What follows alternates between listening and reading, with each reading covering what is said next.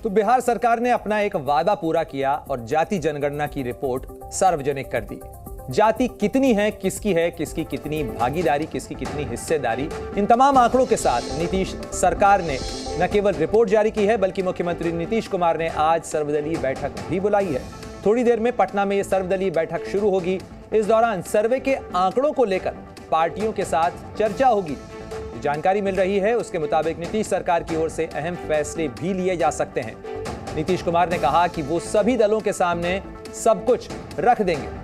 तो आपको बता दें कि जाति जनगणना की सर्वेक्षण रिपोर्ट सार्वजनिक करने के बाद आज मुख्यमंत्री नीतीश कुमार ने अहम बैठक बुलाई है और आंकड़ों का गणित क्या निकल कर आ रहा है वो भी आपको बता दें कि बिहार में जाति की यानी करीब 13 करोड़ बिहार की आबादी है, उसके अंदर किसका जातीय प्रतिनिधित्व कितना है, इसके ये आंकड़े हैं। और आपको बता दें कि बिहार में जाति का जो पूरा समीकरण निकल कर आ रहा है, पिछड़ा वर्ग यानी ओबीसी के अंदर 27.12% इसकी आबादी है, कुल आबादी 13.54 करोड़ में से।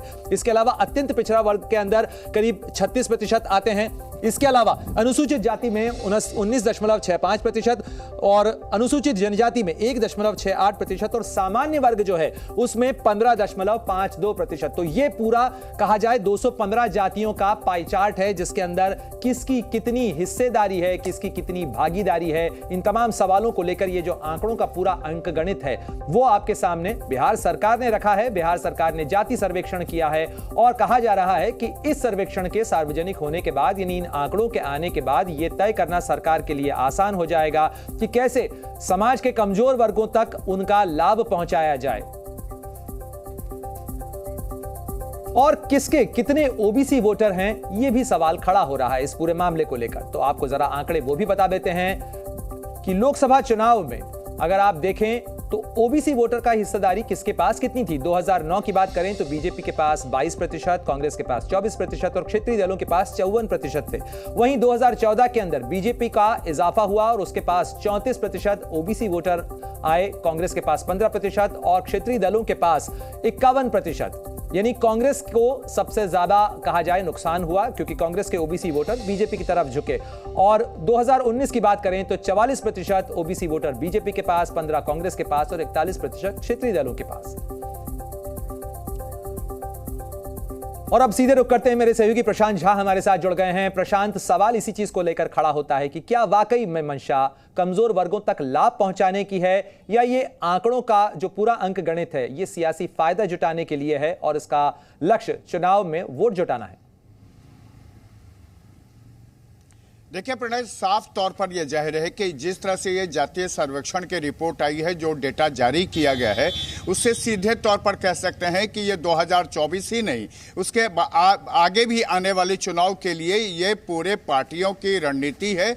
और इसमें महागठबंधन नीतीश कुमार और लालू यादव ने जो ताना बाना बुना है, जो किलेबंदी की है जातियों को लेकर के, उसको लेकर के ये रिपोर्ट है। लेकिन सबसे बड़ी बात है कि ये जो रिपोर्ट आया है इससे क्या होगा कि बिहार के अंदर जो बहुसंख्यकवाद जो सामने आई है रिपोर्ट, उसके हिसाब से वो मुखर होंगे और उसके बाद जो दूसरी छोटी पार्टियां हैं या छोटे जिनकी संख्या है वो तमाम इकट्ठा होंगे। और बिहार में ये आप मान सकते हैं कि सिर्फ बिहार ही नहीं, पूरे देश में इसको लेकर के एक आपस में विवाद खड़ा हो सकता है। और हर छोटी पार्टी, छोटे संख्या वाले लोग ये चाहेंगे कि जिस तरह से बहुसंख्यकवाद को कोई सुविधा मिलती है तो उनको भी मिले।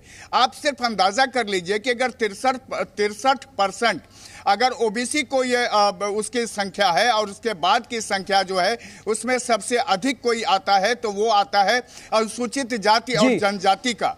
उसके बाद ऐसे में सवाल इस चीज को लेकर खड़ा हो रहा है कि मंडल आंदोलन के समय कांशीराम ने नारा दिया था कि जिसकी जितनी संख्या भारी उसकी उतनी हिस्सेदारी। क्या ये सारा जो गणित है ये आरक्षण का जो 50-50% का सवर्ण और ओबीसी वर्ग और पिछड़ा वर्ग के लिए समीकरण है उसको बदलने की तरफ जा सकता है? ये बिल्कुल प्रणय, क्योंकि ये जो डेटा है इससे साफ जाहिर होता है, जिस तरह से लालू यादव ने भी कल अपने बयान में ये बातें कही थी कि जिसने भागीदारी उसको उतने हिस्सेदारी, यानी हिस्सा भी सब अब चाह रहे हैं। यानी बहुसंख्या के बाद जो है वो जो जनसंख्या में जो रिपोर्ट आई है उसके हिसाब से वो चाहेगा कि उसको सबसे ज्यादा अधिकार मिले, सबसे ज्यादा उसको जगह मिले, सीट मिले। और इसका चलिए देखना होगा प्रशांत कि आज मुख्यमंत्री नीतीश कुमार क्या कुछ 2024 दूसरे दलों के साथ होने वाली बैठक के अंदर सामने रखते हैं। शुक्रिया आपका तमाम जानकारी के लिए। जी न्यूज़।